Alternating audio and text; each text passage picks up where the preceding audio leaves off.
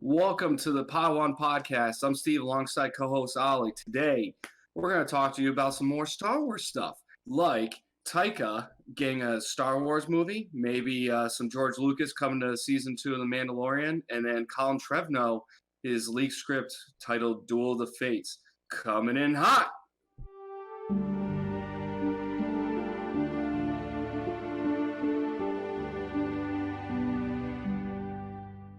Welcome, everybody, to another episode of the Podawan podcast.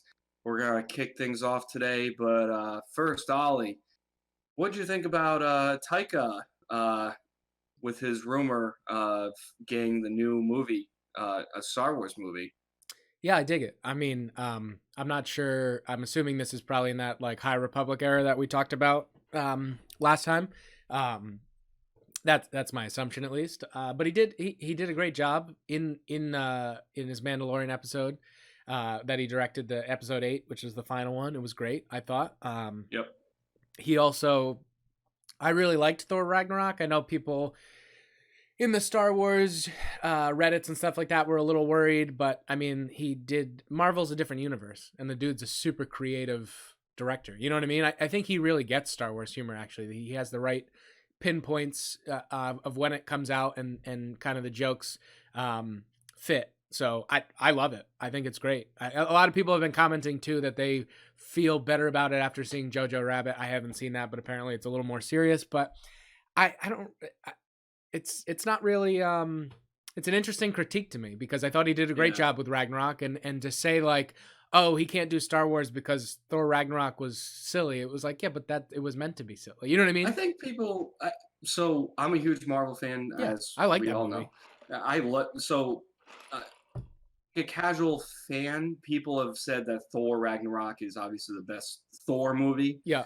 I would agree with that. I think it's top 5 for me. I'd put that like 3 or 4 for me. Yeah, I thought it was excellent. I don't have a ranking, but yeah. I'm a nerd, so No, I no, no. rank I'm just everything. saying I don't know him well enough. I'm saying your word holds more weight. But yeah, I agree. I think when people talk about that movie in particular, they say like, "Oh, it's too funny" and stuff like that. But like, there actually is a pretty dark plot on when talking about Asgard. It felt You know, heavy. I mean, there were funny parts, it is but the heavy. overall movie felt heavy, which I Well, I liked. think, yeah, it had two different parts. It had Thor and Hulk kind of teaming up, and Valkyrie, and it's kind of like that. Like they're a bunch of goofballs that are they make their way back to save the day, and then but Thor's sister, that whole plot, Yeah. that is I think it's still pretty dark. I mean, she freaking like just she Yeah. wipes No, I out know. Asgard's whole army and stuff. So like people are saying that he's not dark enough and they needed to use JoJo's Rabbit as justification. I'm kind of like, no, And Thor, right?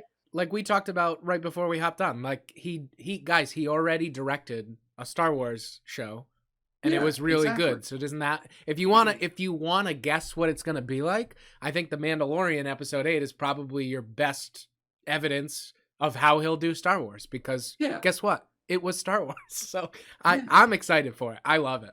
I just think I everybody mean, gets so nervous now because of the whole sequel trilogy and stuff, and it just seemed like people were, I don't know, the I Ryan Johnson, you either loved him or hated him kind of thing. I think people are worried about yeah, names that they haven't heard of. I just don't. But I don't get it. I think he's great. I don't. I understand it. You got episode 8 of The Mandalorian, which is awesome, one of the best episodes of the season.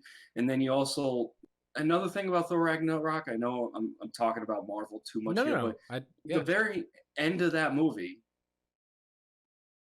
and I think people forget. First off, Asgard gets destroyed, Hmm.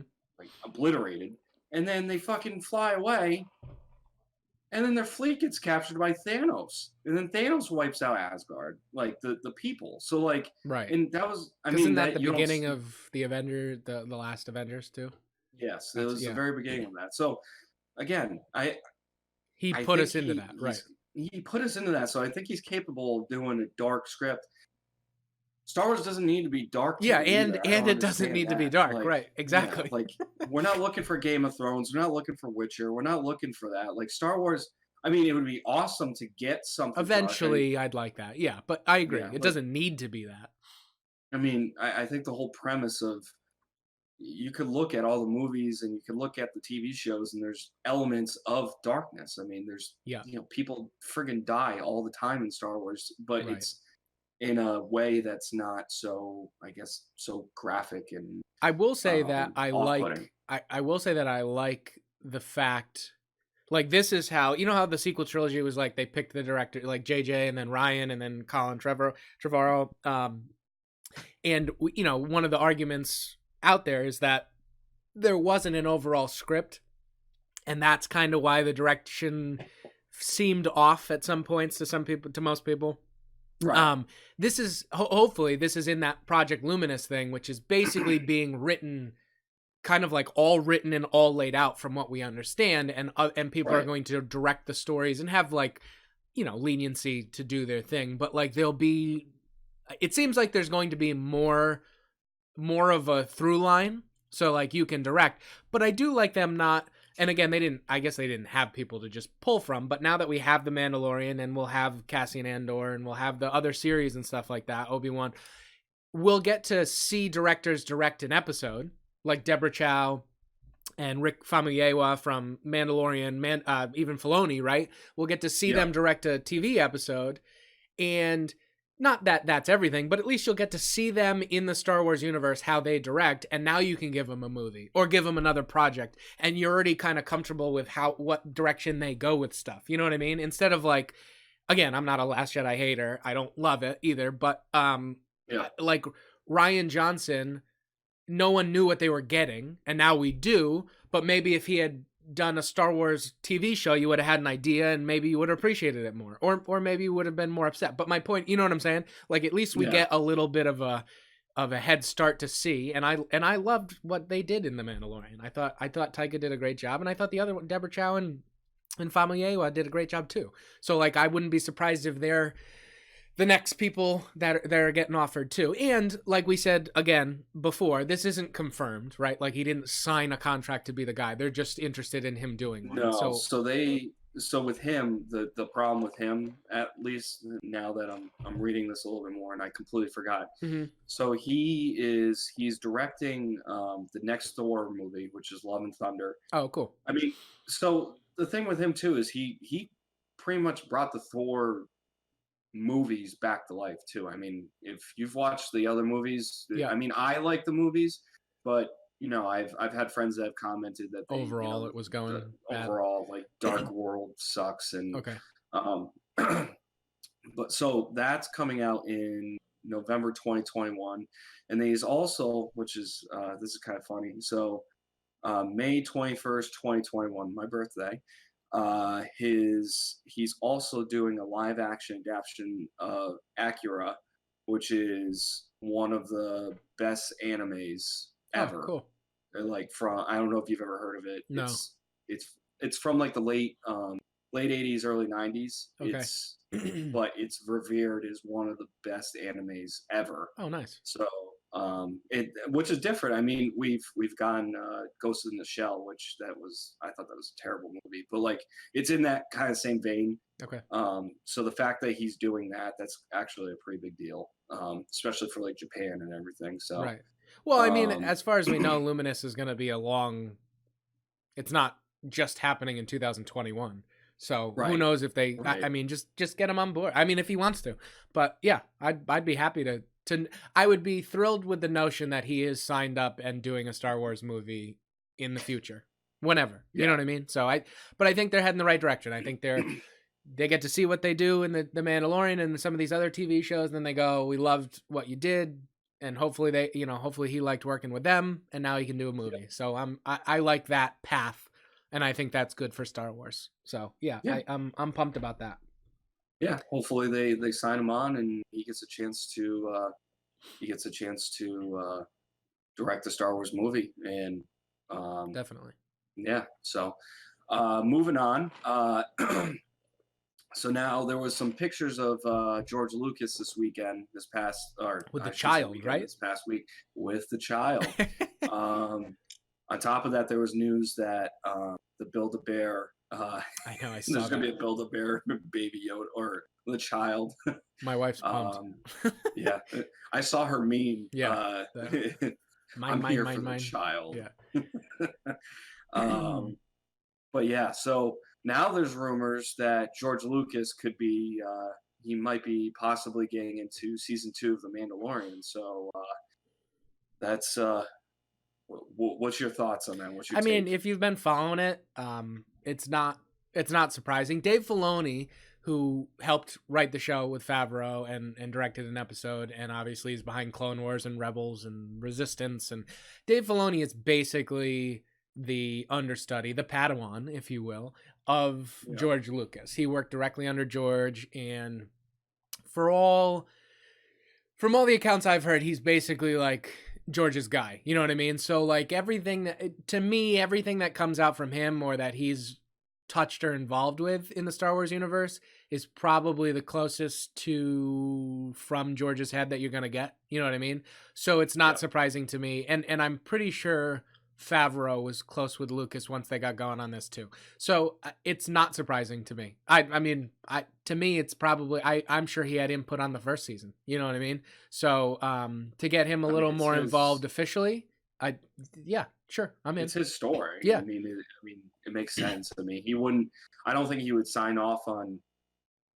Well, then again, the new trilogy was not his script. So. No, but it's different. You know what I mean? That's Kathleen Kennedy, and the movie. The whole movie thing is different. Yeah.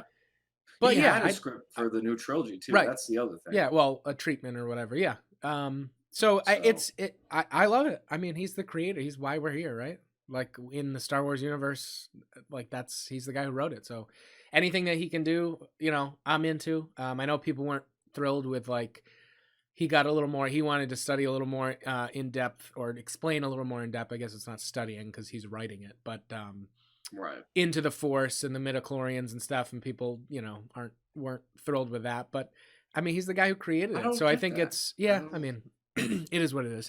But I find it interesting. I do too. I mean, it's the whole thing about like that's no fun if you explain it. What? Why is that? Don't explain everything to me. It's like, well, you can't have it both ways. Okay, you know what I mean? Like that's the whole. So I can understand that aspect, like kind of leaving it ambiguous. But it's still ambiguous. It's still ambiguous. They're little amoeba things that give you the Force. I mean, it's still like, well, what's the Force? It still doesn't explain it. Yeah, but it's like Yoda's species. You don't even know what it is. Right. Yeah, and I dig that. So I think overall, I mean, especially with that part of the show, I think it's not surprising, and I think it's great. I wonder if there's something like contract-wise, though. He sold it for like, you know, whatever, $1 billion, $2-3 billion, and now are they going to pay him to come back and work on it? It seems like, I mean, I don't know.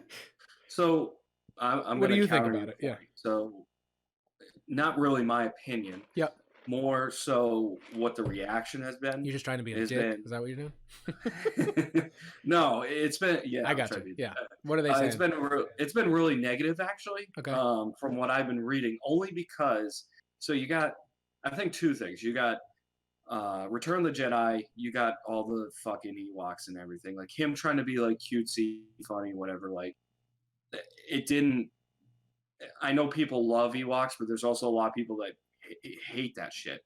So then you look at the prequels too, and you got Jar Binks, and you got, you know, the kind of like goofy, like funny, like kiddish type shit. Mm-hmm. And people are, I think there is a good base that just hates that. And when they think of the prequels, that's instantly what they think. They think Jar Binks. Yeah. And that ruined it for them. So I would argue on some level that if he gets involved, Mandalorian could go too kiddish, because Mandalorian has kind of like a darker theme to it a little bit. It could go the other way. It could impact how the show looks from season 1 to season 2, like something like that. So I would argue to them, and I know this isn't your point, but I would argue that the show so far has basically been written by George Lucas. So him being that's what I'm saying, this whole thing. Him just being officially involved is just, I think it's just a title. I think he's had a lot to do. I think he's been consulted on this. So if it was going to go all wacky and kiddie, it would already happen. Like that's what people just, I don't think people understand how involved he was with Filoni and how involved I think he was in this show. You know what I mean? Filoni is like the new Lucas. So it's just, yeah. I mean, we talk about it all the time. And like, if you can't watch this, if the prequels are completely ruined for you because of Jar Jar Binks, then that's fine. Just why are you a Star Wars fan? Like, if you can't, no, honestly, if you literally can't watch those movies without it being completely ruined by one ancillary, just goofy character, like, I just don't. How does that? It's so weird to me. And like people who hate Return of the Jedi because of the Ewoks, like, can't you just watch the movie? Like, why is that? Like, yeah, I do too. But the point is, even if I didn't like them, I would still like the movie. Does that make sense? Like, it doesn't ruin the movie. I don't. The people just go over the she top. She refers to Return of the Jedi. That's the one with the cuddly Ewok bears, yeah, right? That's fine. Except they're not cuddly. They kill a bunch of shit. Like, what? No, I know. No, I know. But they get a bad rap. They're fucking warrior bears. Yeah, well, it's funny though. It's just I mean, it doesn't make sense. I get it's Jar Jar Binks. It's the people just being negative. Yeah, it's we literally are dealing with the most toxic fan community ever. I don't know. Mean, it's not even. We joked about it, but like, I don't even think it's not Star Wars. It's just general like internet now. Like, you complain the loudest, you get heard. It's not. I don't think it's. I really, after thinking about it, I mean, I think Star Wars has just so many fans, so it's louder. But I don't think it's different. You know what I mean? Yeah.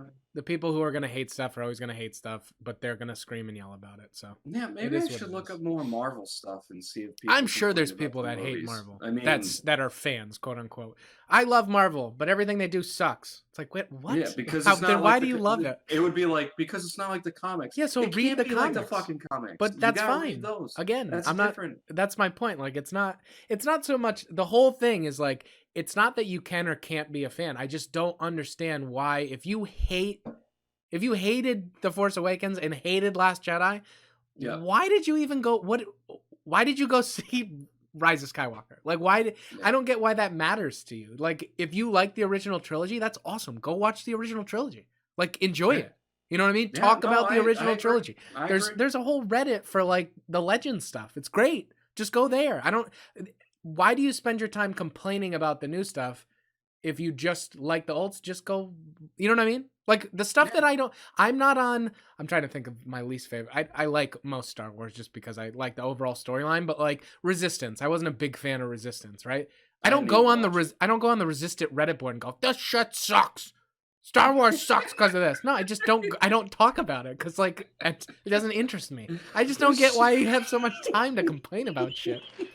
First off, it's a kids show, so I mean. No, I know, but I'm sure there's people saying that shit.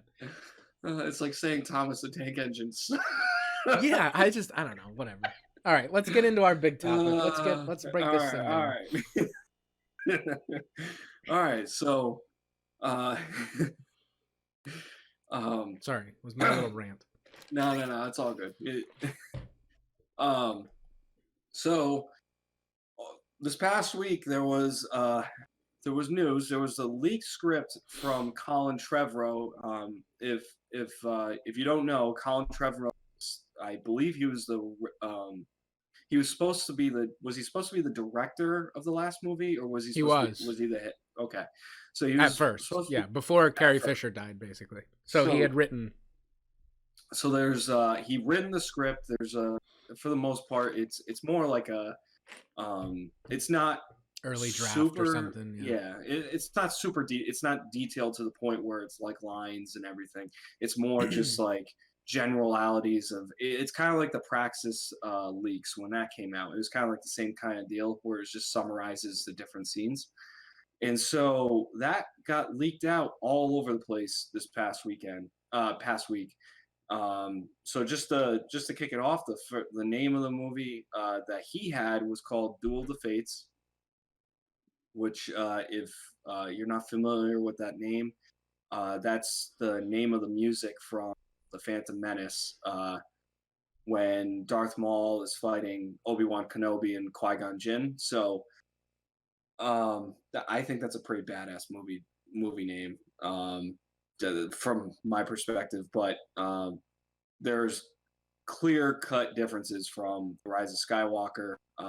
So we can go through all. I mean, some of it. I wouldn't say all of it, but you could find it on Reddit or any other websites for the whole descriptions. But yeah, the most detailed one, MakingStarWars.net, who breaks he's got a lot of sources and breaks a lot of news and stuff. Now, I was trying to read it. Did you say this was confirmed that it is Trevorrow's, or we're still kind of guessing at this point? No. It is confirmed. So everything's confirmed. So at first it was leaked, and everyone was like, "Is this another fucking Praxis thing?" But no, it's confirmed. He confirmed it. Trevorrow did? Okay. Yes. So this is what he had in mind. I'm just gonna say my overall reaction reading it. I actually liked where the plot was going.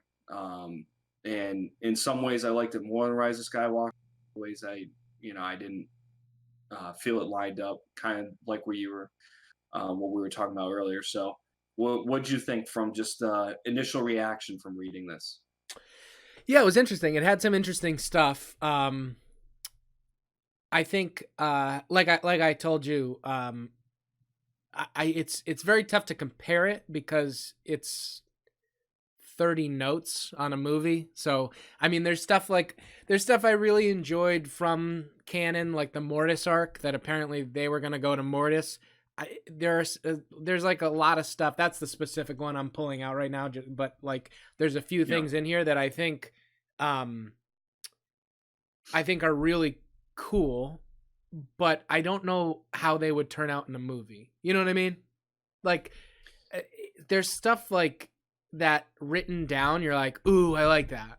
That may turn out really bad in film, and Mortis would be really hard to do. Like, if you watch the Clone Wars Mortis arc, it's very it's weird. It's trippy. It's like a different.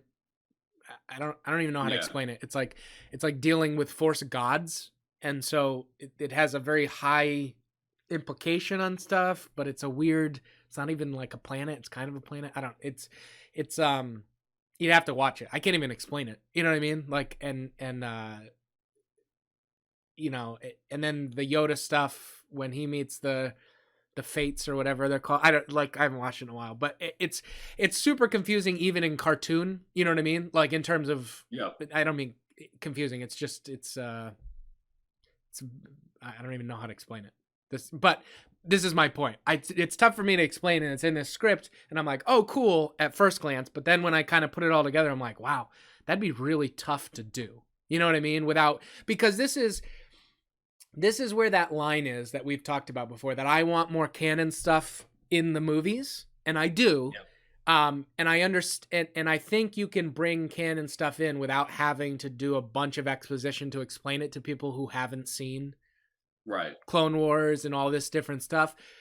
But I do also understand that you have a 2.5-3 hour movie, and a lot of the people that are going to be watching it have only seen.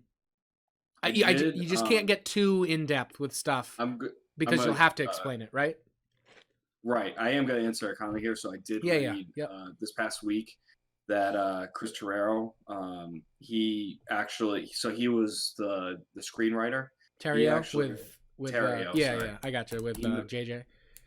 He mentioned that he wanted to make it 2 movies, and Lucas said it had to be nine movies for. For the trilogy or whatever? For the trilogy, yeah. He said that he wanted it to be 2 movies because it was, obviously, there was so much they wanted to do. Yeah, so... I can see that, yeah. Actually, it was a negative...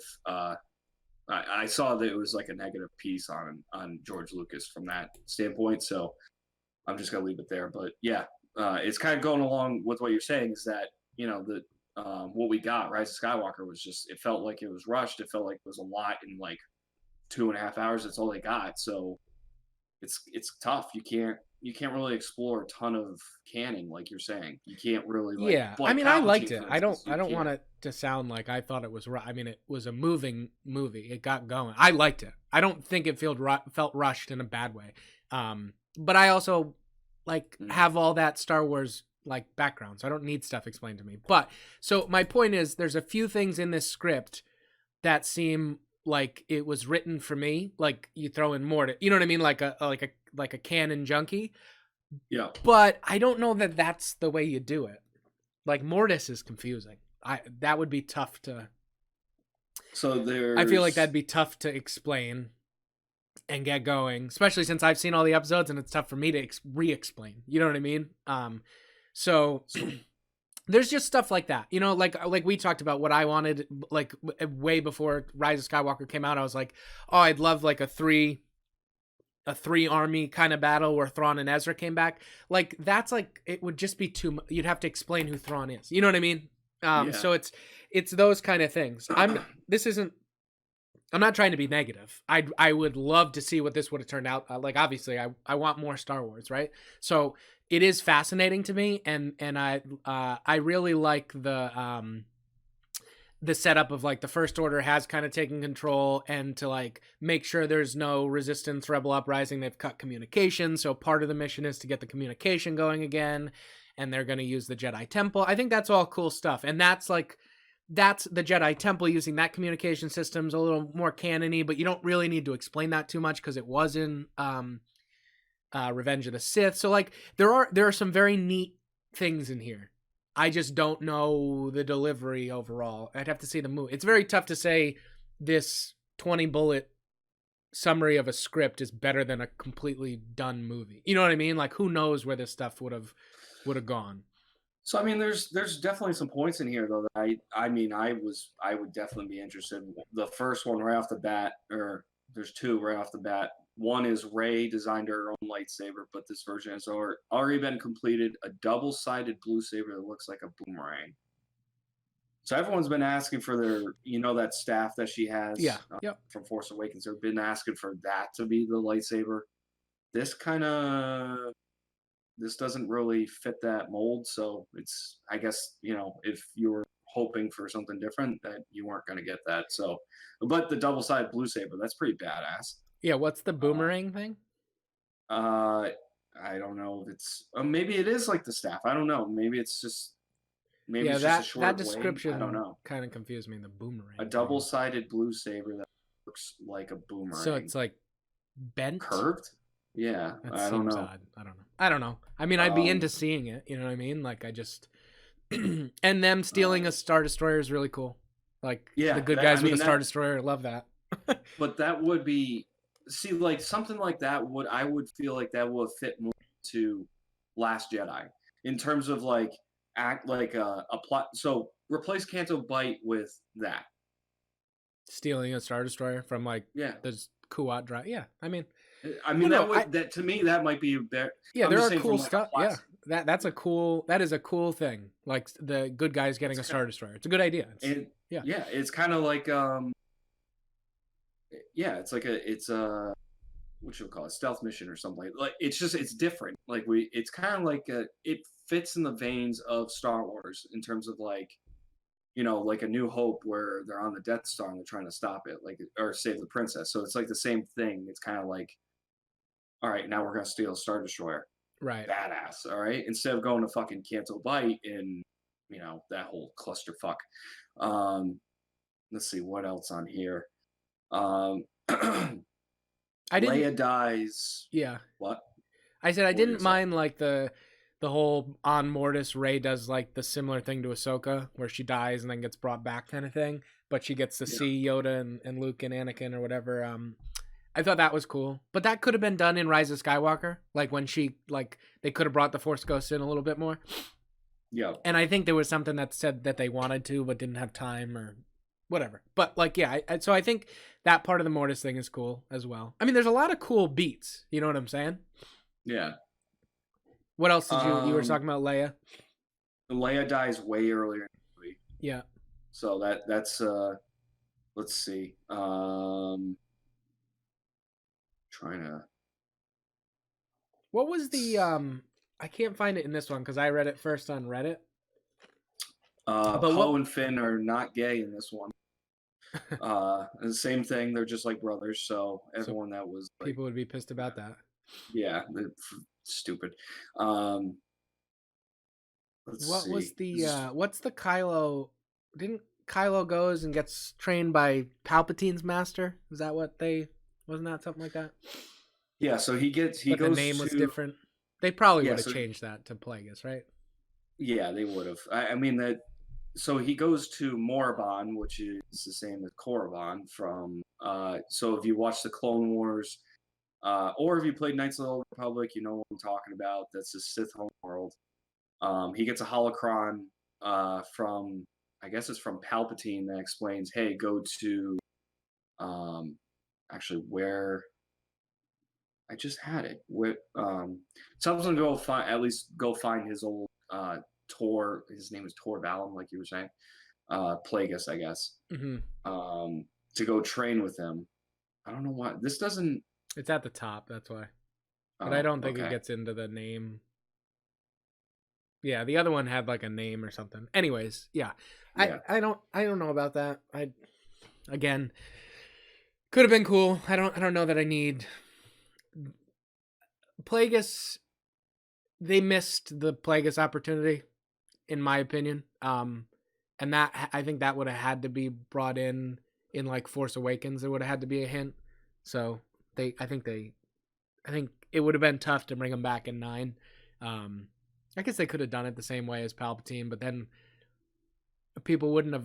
Again, with the explanation and the exposition, like, would Plagueis have fit better at the end that he was pulling the strings the whole time above Palpatine, and it would have been a new bad guy? Would have been really cool, but could you have explained that to people? Because at least people know who Palpatine is, you know what I mean? So as much as you can like it or not like it, like, they didn't have to explain it. They, like, you just went, okay, Palpatine's back. I don't know why, but I know who Palpatine is. Plagueis, you would have had to kind of, although, I don't know, maybe not. So they could have just made Plagueis, because nobody knew, like, if you didn't know Plagueis, you didn't know that he quote unquote died. So I don't know. In the notes, it does say, so he goes farther down, like past the bullet points. It goes, Kylo travels to Morabon to a Sith temple with ancient statues. Supreme Leader Snoke has him follow a message to find a hologram of Darth Plagueis. And then it says Luke shows up as a ghost to tell Kylo that his path, this is the path to an empty hollow tomb, but he doesn't listen. Opening the holocron, red force lightning attacks Kylo, and the damage spreads across his face. Gotcha. So that's where, so in some of the notes too, it mentions that he takes like pieces of Mandalorian helmet and puts them together to cover his face later on. Yeah. It's interesting. There's a lot of interesting stuff in here. There's a lot more with Kylo. I mean, it definitely explores the Sith side a lot more. I mean, from my perspective, like, from that, like, the Sith aspect, this would be wicked interesting. Yeah.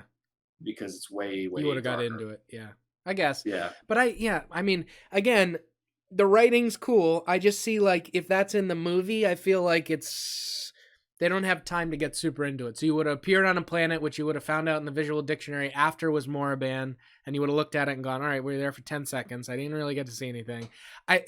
Those are the things that, like, bum me out about the movies, right? Like, because there's just not enough time. So you're reading this and you're going, ooh, we get to go to Korriban, Moraban. Like, I guess it's both in canon now. It used to be Korriban, like, in the old times, and now it's Moraban. Anyways, like, you're like, wow, I want to go there. I want to see this Sith holocron. I want to, like, this whole thing seems awesome. And in the movie, it's legitimately 45 seconds. You know what I mean? And it's like, oh, yeah. Like, what happened? You know? Kind of like the beginning of Rise of Skywalker. Like, he's on Mustafar, and that's where Vader's temple used to be, and that forest was planted. There's this whole background that's really cool. We're there for 15 seconds. I didn't even know it was Mustafar. I'm like a huge canon junkie and had no fucking clue that was Mustafar. Like, it doesn't look anything like Mustafar. It's got trees. But once you read the explanation, it's cool. It has, like, a lot of background, but you can't, again, that would have been in the script, and I would have been like, ooh, that's going to be fun. And you see it for 15 seconds, have no idea it's Mustafar, don't know why there's trees, don't know why those people are attacking him, don't even know why Kylo's there. You know what I mean? And it's like, oh. I didn't even catch that it was Mustafar. I had no idea. You wouldn't, unless you read the visual dictionary of the movie. I mean, you have to be, like, a super nerd to even figure that out. You know what I mean? So that's what I'm saying. Like, the delivery would have been tough. But the writing of it, I like the ideas. You know what I mean? It would have been fun. Um, it, the other thing I will say, the visual dictionary that they had to. I don't know how you feel about this, but the visual dictionary having to explain the different things in the movie, is that like I I don't know if that's backwards or if that makes sense. From the standpoint of like if you're watching a movie, shouldn't the movie kind of explain things to you, not necessarily a visual dictionary that you have to Well, buy for $20 to in order so to I figure don't out think these it's. things? Yeah, I mean, I think they're choices. I don't. In other words, it didn't. I don't think it's important to the average viewer to know that that was Mustafar. It doesn't matter, right? It matters to me now that Right. I know it's cool, and I'm glad they thought of stuff like that. And there's a whole background, so it's super interesting to learn about. But in terms of Yeah. the movie moving forward, all you needed to know was he was going somewhere because he found out he needed one of those Sith Wayfinders, and he found it, right? Like Right. it being Mustafar, does that make a difference to the average viewer? I don't think so. Could have been any planet. It doesn't really matter. It's more the visual dictionary kind of allows you to go back and go, oh, they thought about this, right? And they planned this Right. out, and so um, and it's cool. You are correct in that if a major plot point, or if you had to go read the visual dictionary, then the movie wasn't done right, you know. Right. So I think it's more of a geeky thing. It's a nerdy thing, like that you want to learn everything about it. My point is just that a lot of this cool stuff, like you're I'm comparing the Moraband Korriban thing to Mustafar. We very easily could have Right. got this really cool thing that you're excited about, and I completely agree with you. In the treatment and the writing, you're like, wow, that's awesome. We're getting the old Sith temples and blah blah blah blah blah.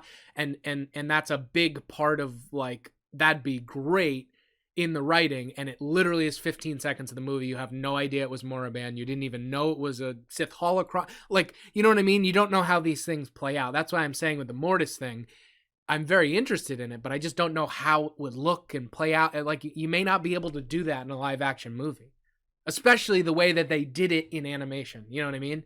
It was like really different. Right.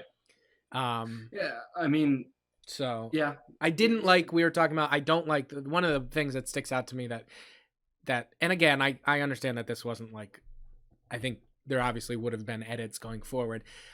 As much as I didn't love the Hux resistance spy thing, I don't like this either. He kills himself on a lightsaber because he has force envy. The force envy thing could fit, that he's like, oh, why don't I have the force? Like, because I get that with his character. But they have him as killing himself with Sabuku style with a lightsaber because he had several vintage lightsabers he collected over the years. Like, that would have been Wait a second. bad. What's Salani? Did you Salani? read that part? Yeah. Oh, her last name? I don't know. No. No, it's not. It's not. What you'll call it. It's not Ray's last name. So in the script, where? You How did talking I about miss that? Solana? No, it's called Salani. Oh, Salani sees the holocron and gets the dark power, and it doesn't hurt her like it did with Kylo. where are you reading this? Are you on MakingStarWars.net? Yep. Down number 63. Number 63. Yeah, you gotta keep going. I don't. There's nowhere to go. So you have all the bullet points, and then you scroll past that. It says the final Trevor Oh Draft of Star Wars Episode 9 Duel Fates Notes. Oh, I don't And have that. so I have I have it open. I'm just looking Gotcha. because Okay. I did I think not. they're referring to. Oh, right here. I got it. Okay. So at Remnant Core, Kylo's in worse shape. Droids to keep him alive. Purple scars and burns. Saloni sees that Kylo found it there, MacGuffin, the the Sith holocron. Saloni, female, tells Kylo that since he and Rey are both pupils of Luke, he needs to sever this connection to clear his fate to the dark side. Okay. So that's interesting. So then you keep going further, and you get down to the bottom, and it says um, Saloni sees the holocron, gets the dark power. It doesn't hurt like it did with Kylo. And the only reason why I just picked up on this was because it says down here, Saloni shows up and grabs Kylo. She's too powerful for Rey to fight off. Rey's beaten down, but when the stone debris is about to crush her, Kylo comes in to save her. Rey takes half of the double saber and gives it to Kylo. And then it keeps going and says Saloni's about to kill Rey, but Kylo Ren takes the hit and dies. Then Rey kills Saloni in a rage of necessary darkness. Saloni falls dead. And then as he's dying, Kylo Ren says that Rey's name is Salona. Rey Salona, Ren dies. And interesting, I guess. I don't know. It seems like a lot. I don't know who Saloni is. I'm sounds just saying, like a dark side adept or something. Maybe Yeah, I mean, I don't know how I missed that part. I just remember reading way more on the Tor Valum stuff, so that's why I was more interested in that. But yeah, apparently that was baked in there too. Yeah, I mean, I'll say this. I know people. A complaint about Star Wars is the whole like shrinking the universe thing, where like everyone's related to someone, but I don't know. It doesn't bother me. I don't. There's other Star Wars stuff that's gonna happen where not everyone's related, but like it's also a story. It's not like an actual universe. It's not the history of some alternate universe. Like I understand there's billions of people, but like the storyline is following the Skywalkers, so like it's natural for like these things, like in a story, to pull like people who are related together. You know what I mean? So I don't mind that Rey. I don't really like the idea that Rey's a no one. Story wise, I get why people wanted it, but I don't know. I liked the Obi-Wan thing, but I don't know. I like that she was related to someone. It makes more story sense. It really does. You know, I wish they had made Finn Force sensitive, because he could have been the quote unquote nobody from the Outer Rim that becomes like becomes a Jedi. Like that, I thought that was a missed opportunity, but they didn't do that here either. So I mean, I think there's some cool notes. No, he was Force sensitive. No, I know, but like become a Jedi, like in the series kind of thing. Well, at the very end too. Here's another interesting thing. Very last thing. Last shot is Rey returning to the Jedi School to teach young kids. That'd be pretty cool to bring that, like, to actually get the Jedi School, like, maybe for future movies or TV show, like you were saying. But like, regardless, there's a lot of holes in this that. Yeah, and to be fair, they could have been cleaned up. Again, he didn't start filming, so a lot of this would have changed. You know, some would have been added in, some would have been cut out. Some of the stuff that sounds really cool wouldn't have been delivered the same way. Some of the stuff that doesn't sound cool may have been the coolest parts. You know, but you know, taking it for face value, it's an interesting script. I mean, if this, you know, is what he had some good ideas. It's neat. I have no idea how to compare it. You know what I mean? Like I don't know what it would have looked like. It could have been terrible. It could have been awesome. I don't like, you know what I mean? It just it's almost like reading like a Legends book. Like there's like, it's just different. So would have been neat to see, you know, but we're not gonna get to see it. So. Which is a bummer. Yeah, I don't know. So if you haven't check out MakingStarWars.net. MakingStarWars.net, and just, you know, you can just Google it. It has some bullet points. It has all the descriptions of the scenes that are going on.